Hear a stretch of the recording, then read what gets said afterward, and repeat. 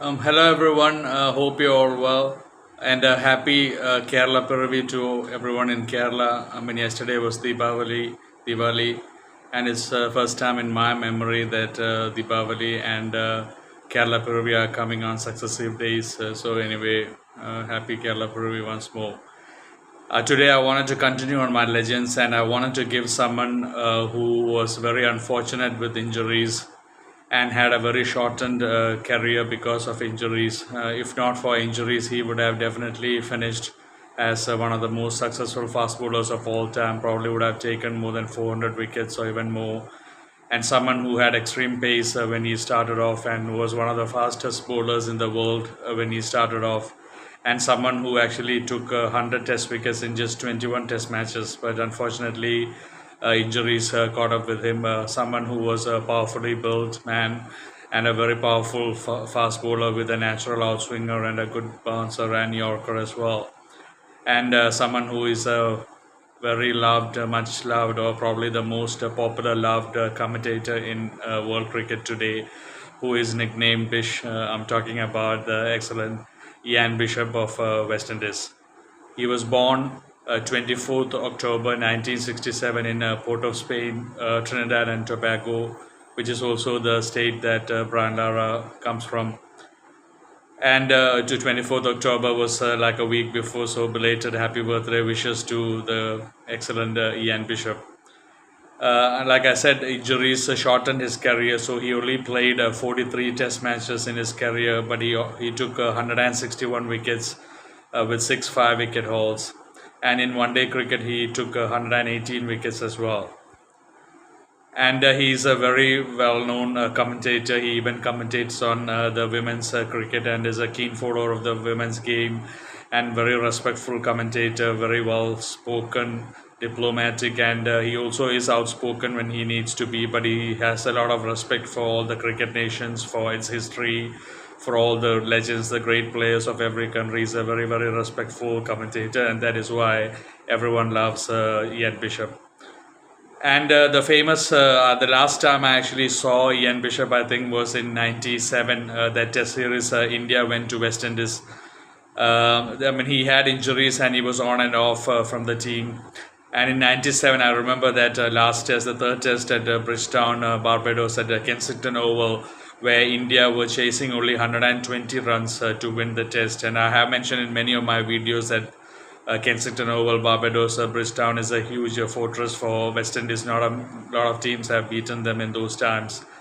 England were the first one when Alex Stewart scored all those runs, and then '95 Australia. Anyway, India were chasing 120, and India were bowled out for just 81 runs in that test, fourth innings of that test. And in the first innings and in the second innings, Ian Bishop is the one who took Sachin Tendulkar's wicket in the first and the second innings. And then and remember, this was a time that he had injuries and he was making a comeback, not at his best, and he still took Tendulkar's wicket in both innings. And he was the highest wicket taker in that second innings. He took 4 wickets. And in the first innings, he had also taken 3 wickets. So he took 7 wickets in that test match. I mean, towards the end of his career, after a lot of injuries, shows how much he could have done if he didn't have all those injuries. I mean, he would have become one of the greatest fast bowlers of all time. And everyone knows Ian Bishop had all the potential in the world, and everyone gives him that allowance that it's just because of injuries. Otherwise, he would have ended with 400 test wickets at least. And that 100 test wickets that he took in 21 test matches is a huge achievement, because at that time he played with some great fast bowlers in his team, and he was obviously sharing wickets with them. So to take 100 test wickets in just 21 test matches is an astonishing achievement. And I also remember that famous 92-93 test series in Australia where West Indies won 2-1. The last match at the WACA, Western Australian Cricket Association, Perth, which was famous for Curtly Ambrose's famous spell, 7 wickets for just 1 run in the first innings. And West Indies won that last test. It was a deciding test, and they won the test series 2-1 at a time when West Indies and Australia were big teams and they were really going head to head, and it was tough competition between them. In that test match, was famous for Ambrose's 7-for-1 spell.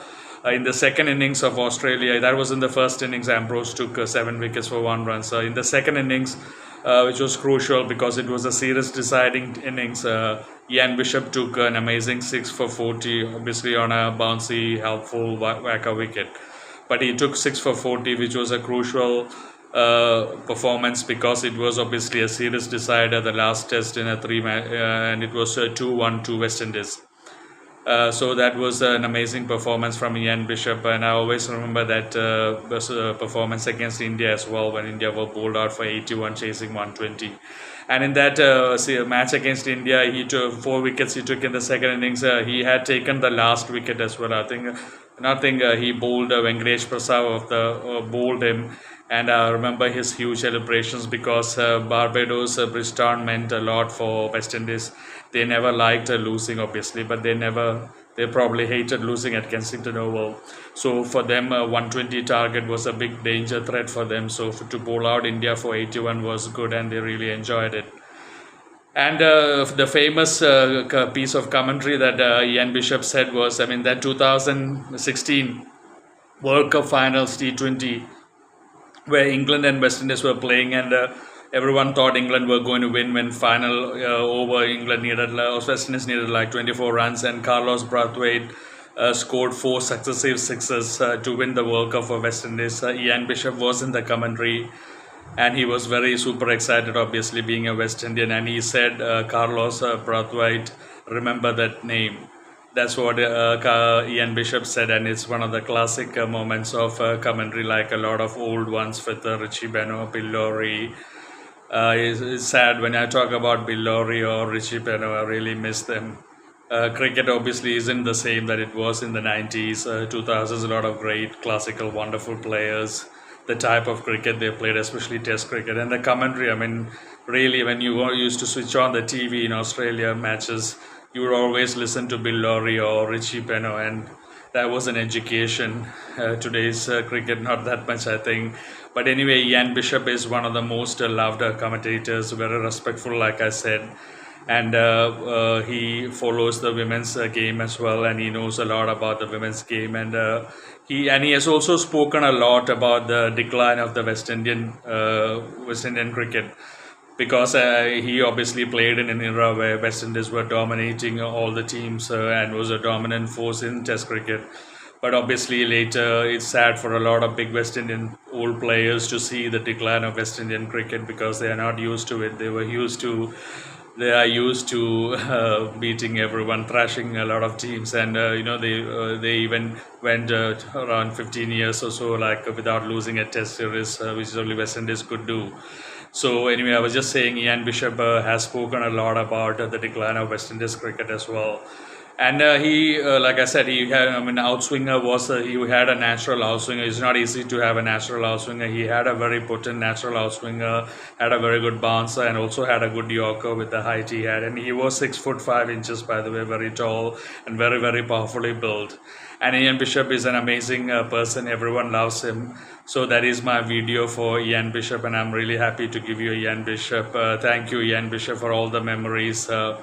Growing up, everyone knows that you had such potential, and you still played 43 Test matches, and 161 wickets is a lot. It shows how much potential you had, and it's easy to know that you would have easily taken around 400 wickets easily if you didn't have injuries. But you are still regarded as a huge legend, and everyone around the world respects you immensely for your talent and also for your commentary.